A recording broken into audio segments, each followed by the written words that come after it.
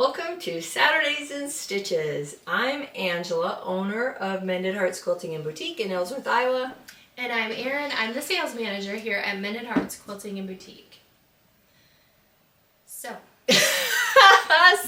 what do you got for us today? Well, I was going to say, like we do on all of them, on Saturdays in Stitches, we're going to talk about everything and nothing. We are going to do a little kit talk. And we are going to show you a demo. So if you don't want to hear us talk about everything and nothing, you can always fast forward. There are timestamps above somewhere. Down below. Down below. Yeah, they're below. They're in the description. And I put in bold letters like demo at. Then you can just go to that if you don't want to hear us talk. Okay, so, boy, I was going to say something, then it went right out of my brain. Well, I was thinking about our, because we wear the crowns every time, you know. Because we're royalty. Because we're royalty and in our own minds. Well, gotta be it somewhere, right? No, but when I left, I was like, well, okay, first, my brain is everywhere today. Everywhere and nowhere. Exactly, which is this whole segment, everything and nothing. Oh my gosh. So we started wearing the tiaras or the crowns or whatever you want to say because you just feel good when you put one on. So you should all do this when you sew or are sitting around watching TV or whatever you do. Just sit around in your loungewear and have your tiara on. Put your tiara on, because it really does. I get you, it makes you feel good. So, who cares? You're in your pajamas, whatever. Just hang out with this on.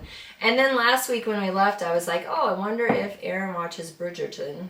No. And so we're not really going to talk about it because she doesn't watch it. But I love Bridgerton. Oh, I love anything about royalty, like movies and, you know, my lord, my lady, all that kind of stuff. Do they wear crowns in Bridgerton?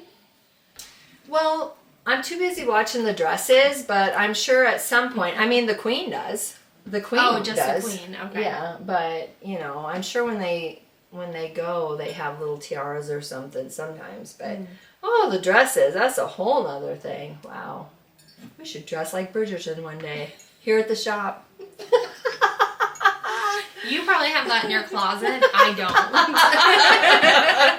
I don't, but I should. I'm going to put that on my list. Oh, yeah. So, let's see. I know I was going to say something else, and I think it was about, I don't know what it was about. Do you have something to talk about? Not really. I'm kind of out of things this week. Like this, depending on when you're watching this, we've been having a big crazy sale at the shop, so it has been crazy. So we're trying to get through the sale, ready for classes, all the things, so my brain is fried. Yeah.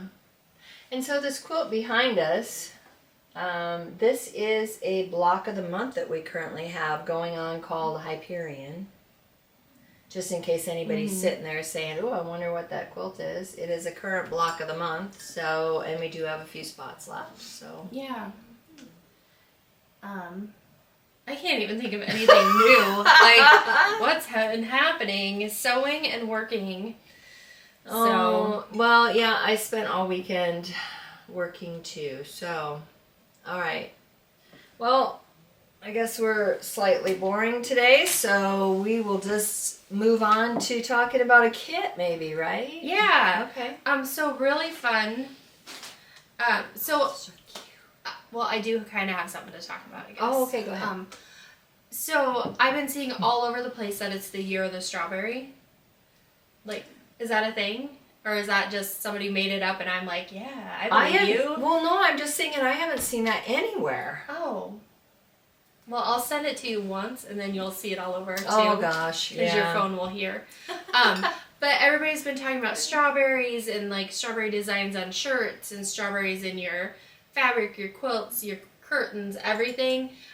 So I brought out for Kit Talk Strawberry Summer. So this is kit 1190. And the cool thing is Denise is working on this kit, so I have some blocks to show you guys. Oh, they're so she has a bunch of the strawberry blocks pieced, and it looks like flipped corners and straight lines. So it should go together pretty well. And then look at this. This is so adorable. I mean, it's so much better than the picture could ever be. Oh, for on sure. The pattern. Yeah, when you see this cute fabric. And the fabric in the triangles here has little strawberries on vines. You probably can't see it on the camera, but they're sweet little vines with strawberries. Oh my gosh. That's Yeah, so cute. So this pattern is actually one where the fabric matches the pattern perfectly. We didn't pull. This was all done by the designer. So the fabric line is called Evermore.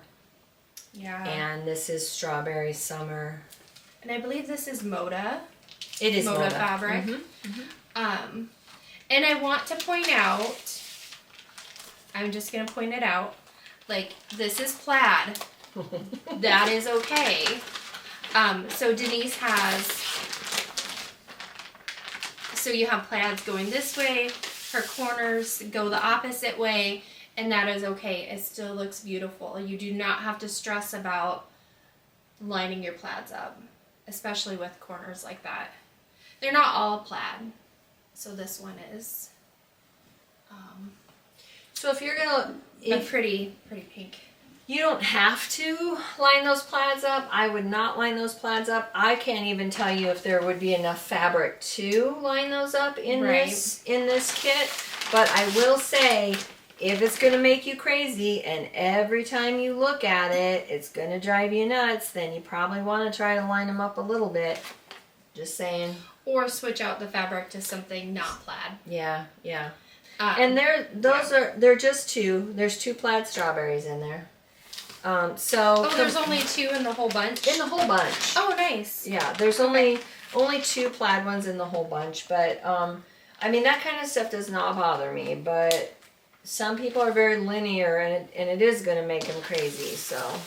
And we get asked that a lot. Like, we'll pull out a fabric on the floor and it'll have the slightest line in it. They're like, I can't use that. Yes, you can. You don't have to. It doesn't have to be like a perfect plaid. So here's a side note on that. When I was 12, like junior high, I was in 4-H. I hated sewing with a passion. My grandma said, you have to have a sewing project. We're going to town. We're going to pick out fabric. And we made a jumper. And I insisted on this black and white plaid.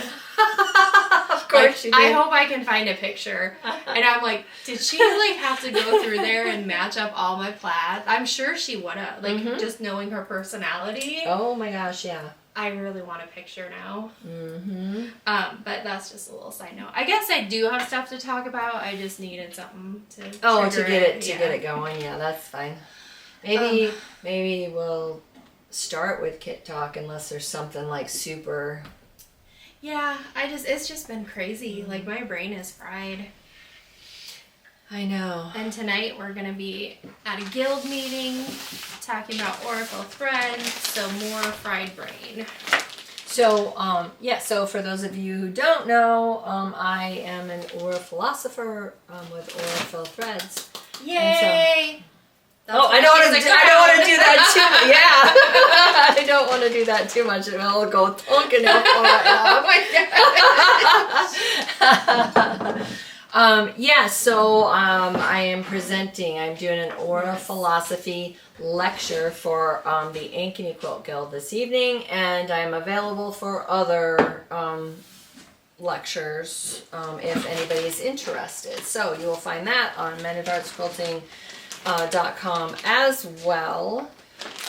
What else was I going to say about that? I don't know. Okay. So, kit number 1190, Strawberry Summer. Oh, I know what I was going to say. So I was thinking yesterday at a school board meeting, a little side conversation, I was telling them that I took on this national national educator for Orophyll threads. And I said, and somebody said, are you going to be going to Italy? And I said, well, actually, I'm planning a trip next year, 2027 in the summer. And then I thought, I think I'm going to try to get a tour of Orophyll threads because they're based in Milan. And then I can write off my whole trip. Oh my gosh. I mean, right? It's a business trip. Right? Do I get to come with you on that? It's a girls' trip. I don't care who comes. But who's going to manage the shop when you're gone and I'm gone? Well, I can just go for the Orophyll, like, tour. Oh, you just want a tour then? I can just go for a couple days and then I'll come back. Oh my gosh, we can manage by Zoom. It's fine. Yes. It's fine. Yeah, it's fine. There's a time difference going on, but it's fine. They can work on our time schedule. Yeah, that's right. Oh my gosh, we better go to the next kid. Okay, I'm all gonna right. get myself in trouble. All right. So speaking of stripes and lining things up, I wanted to bring out our version of Doug Lico's Connections quilt. So the pattern we used is Connections from Doug Lico Antler Quilt Designs. And we decided to use Tula stripes and dots. So we have, oh, nope, I'm not as good at this as you are. There, got it. I'm trying to help. I know you're like looking at the camera like, that's not gonna make a difference. Now we're getting silly, folks.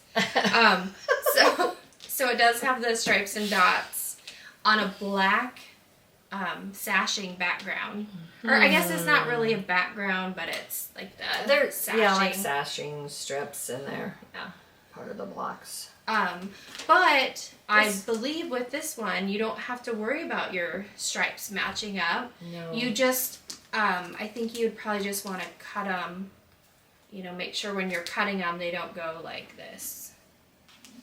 Or something. Maybe like that. I don't know. You know how when you cut and you're not straight, they'll go to a slant a little bit, or may not, or that the top, because I think it's in both sections of the block, isn't it? So I think so. You might have stripes starting in one spot here, and then in this next section they might start over. Yeah. It's such a fun quilt, though. I mean, that's for the comment section. Yeah. Love linear fabrics or leave linear. Love it or leave it. Linear fabrics, stripes, plaids. Yeah, love it or leave it. Yeah. So this is an assortment of 10-inch squares, and then your black sashing instead of there's white on here. We did black. I will put a picture of our finished quilts either in the comments below, or if I'm talented enough, maybe I'll insert it right now. Oh. I have a crown on. I can do anything. Oh my goodness. So this is kit number, I know, don't remember, 1168 Tula Connections. I love a black background though. Sashing, or black, like when it amplifies like that. Alright, and I brought one more because I want warm weather. Oh. So ready, set, summer. So this is a table runner kit designed by Sandy Gervais of Pieces of My Heart from Riley Blake. And it comes in a super cute reusable box. And as always, the kit includes the pattern, the fabric for the runner to make the top, and your binding. This is just a close-up of it, but it's... Oh, and it's all packaged 5 different. Oh, the back has the whole thing on there. Yeah. and sign.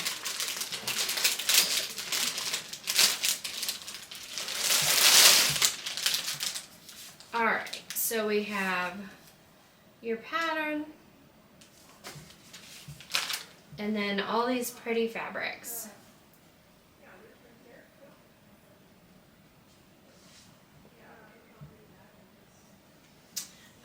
So this is kit 1213, Ready Set Summer, and it is a cute table runner.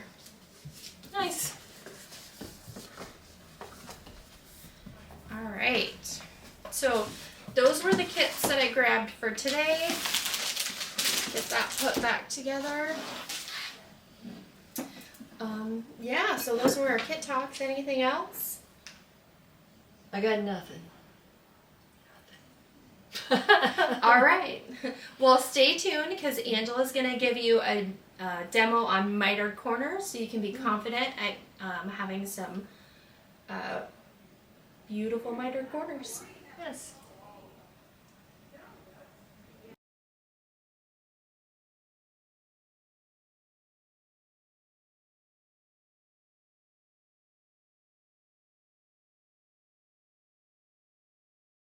Okay, we're good. Okay, all right, here we go. We are going to talk about mitering your corners. This is one that is done. What I chose to do was to pull a 10-inch square. That's what I'm working with here, is a 10-inch square. Obviously, you can do it on anything that you want. I will say, yes, there's a tiny bit of math. I told you there would be a tiny, tiny bit of math. So basically, what you need to know if the math hasn't been done for you already in a kit is I have a 10-inch square, so you'll take whatever square you have. If it's a quilt size, 30 by 30, 50 by 50, whatever that's going to be. That's your center. I chose to do borders that are 2.5 inches on here. So I take my 10 inches, I add 5 inches for my 2.5 on each side.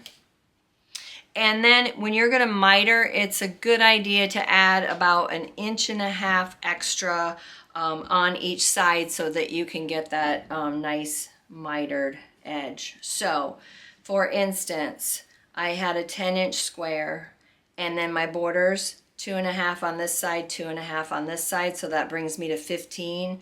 Then for the sake of having enough fabric to work with on those corners, I add 1.5 inches on this side, 1.5 inches on this side, so that's 3. So I have 10, 15 with my borders, and then up to 18 with that extra 1.5 inches. So is that clear as mud? Sure. Okay. So you just want to make sure that you add that little extra in. And that's it. Once you have that, then I know by adding that 18, I need to have strips that are, my border strips are going to be 18 inches. So I went ahead and this was one that I have finished. Okay, we're going to slide that aside for a second. So the first thing that you're going to do is you are going to find the center. I found the center of my 10-inch square. I found the center of my border strip and I matched them up and then I sewed edge to edge on here. Now if you want, you can leave the side you're not working with, you can leave it back a little bit, completely up to you. But I took that sewing line from this corner to this corner when I sewed it on. So that's what you're going to do, is put your first strip on there. Now just for fun, if you have more than one border on and you want to miter both of them, the very first thing you're going to do is sew those borders together. And then you're going to proceed the same exact way that we're going to do all through this. It's just that you are working with both of your borders instead of just one. So this works great for sashing, if you just want to do sashing on your blocks this way, or if you are adding borders, either way. And you can do this with one border 2 borders. You can do it with 4 borders. However many that you would like to do it with is perfectly fine. So we're going to move forward doing the same exact thing. So we've got our strip on here. It is all stitched down. So next thing, this is where I left off. On this particular one, you can see I didn't go all the way to this edge, and that's okay because I'm not working with that side. This side went all the way to the edge. So I have it flipped. Now you're going to sew on your top border piece. Stuck my pins there so I'd have them. This is the part that is most important. So you're going to do the exact same thing you did on your top piece. When you folded it in half, found your center, you're going to find your center of this border that you're adding on, and then you're going to pin those so that you have it exactly centered. Then you are going to take, which I thought I had, but I guess I don't, so I'm going to use a regular pen, but you're going to lay this flat across here after you found your center, lay it flat across, and then right where this top border meets your side border, you can feel the bump right before it goes over it. Right in that seam allowance, you're going to make a little mark. So whatever marking tool you want to use, probably not an ink pen, but I lost my other marking tool, so that's okay. So you want to put a mark right there. So when you'll have it all pinned. When you go to your sewing machine, you're going to lower your needle right down into that mark. And you're going to start here and then stitch down. You can go all the way if you want. Again, if you want to leave, because it's just easier to leave that until you're at the next corner, just go ahead and leave it. But you're going to start right in that seam allowance and stitch down. Then you're going to press everything out. So you have these 2 floppies on your corners. You're going to have this one laying flat. This end you're going to fold up. And basically what you're doing is you're auditioning your corner.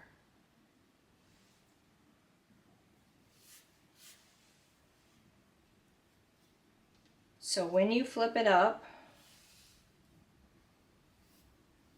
you're lining up flat up here, and you're going to pin it. And then you can see how nice your mitered corner is going to be. Now this is where it's completely up to you. You can pin as much as you want here, whatever makes you comfortable. And then what you're going to do is you're going to hit this with your iron. And then you are going to take it to your sewing machine and you are going to stitch right down the line that you just pressed. Now again, you'll want to start back in here on your seam. So you'll be starting right on that seam and then stitching out. So once you have done that, it's going to look like this. So it's all stitched out. I still have my pins in there, but you can see when I took it over to my sewing machine, I started right at my seam that I'd already stitched, my stitch line, and I stitched right out where I had pressed. So this is the time when you come back, you don't want to cut anything off yet. You want to come back and check that once you fold it over, that's going to look nice and flat. And then all you have to do is go in and trim this off, take your pins out, trim it off, and you end up with a beautiful mitered corner. Well, that doesn't look as scary as it sounds. It's really not. When you step it out like that, it looks pretty simple. Mm-hmm. It absolutely is. the biggest part is making sure that your borders are long enough. I mean, that really is the biggest part. Now, I did this on solid fabric so that you could really see what I was doing. If you have a fabric with a print on it or a fabric that is a border print, I'm not this particular, I'm going to tell you right now, but as long as it's coming together and matching and it looks really nice on my corners, I'm perfectly fine with that.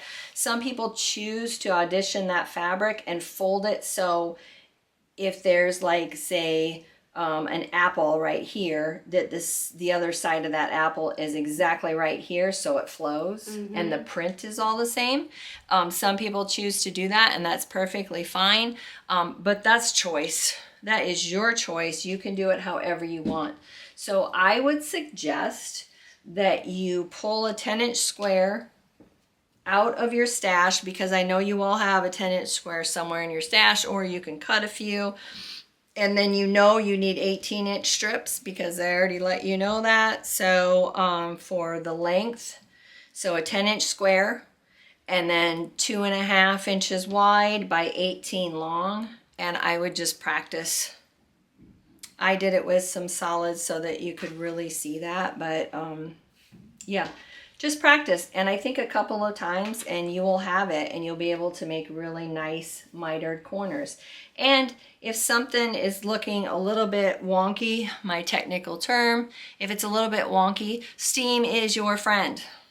I knew you were going to say that. Yes. Steam it out. Steam it out. Oh my goodness. Yes, steam it out. And it's gonna be great. So yeah. I think that all of you can do it. And here's the thing. They lay nice and flat. And on the quilting side, whether you quilt it yourself or whether you send it to a long arm quilter, in the big picture, it's really good when those lay flat. So steam, steam, steam. But I think you can do it, right? I can do it. I feel like I can do it now. Yeah, I think you can do it. So, okay. Well, if you are here, thank you for sticking with us. We've talked about everything and nothing all at once, and we've shown you. That's true. We've shown you how to do mitered corners. So make sure you like, comment, and subscribe. And as always, you will find everything at mendedheartsquilting.com. Yeah, we will see you next Saturday on Saturdays in Stitches.